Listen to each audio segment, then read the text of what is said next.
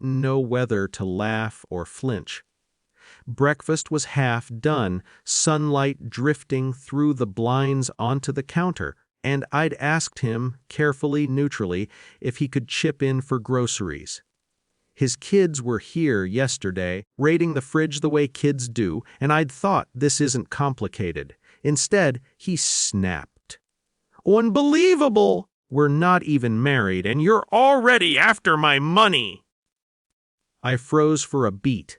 Then I watched him walk toward the fridge, muttering under his breath, and, without breaking stride, grab a beer.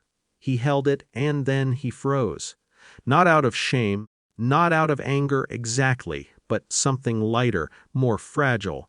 A hesitation I hadn't expected. I'd noticed it before, subtle cues in the way he interacted with his children's expenses, how he'd shrug off small contributions here and there. This was sharper. Now, holding the beer, he looked like a man caught between entitlement and social etiquette. The pause felt almost cinematic, except it was real and quiet, nothing exaggerated, nothing performative. I didn't say anything. I let him stand there, and for a moment I allowed myself to remember all the small concessions I'd made over the past months, absorbing minor slights to keep the peace, ignoring the sharp edges of his moods. And I realized something I wasn't wrong to ask, wasn't greedy. I just wanted what was fair. Then came the knock at the door. A courier carrying a set of documents that needed his signature immediately. He had to step aside, deal with it formally.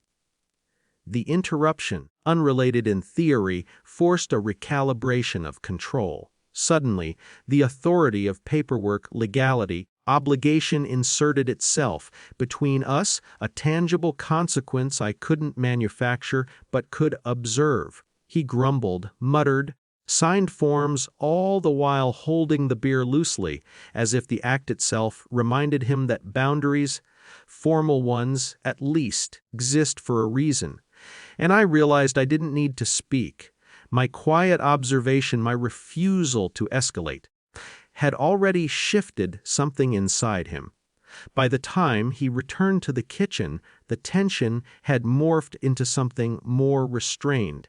He drank the beer silently, and I poured my coffee. There was no reconciliation, no apology, no celebration, just a calm, deniable assertion of fairness that needed no dramatics. I sat there, noticing the half-empty cereal box, the lingering sunlight, the faint hum of the refrigerator. The moment felt small, almost ordinary, but it carried weight. Entitlement had been exposed, boundaries quietly enforced, and I had maintained dignity without a single raised voice. He didn't change overnight. He might never. I had. And for now, that was enough.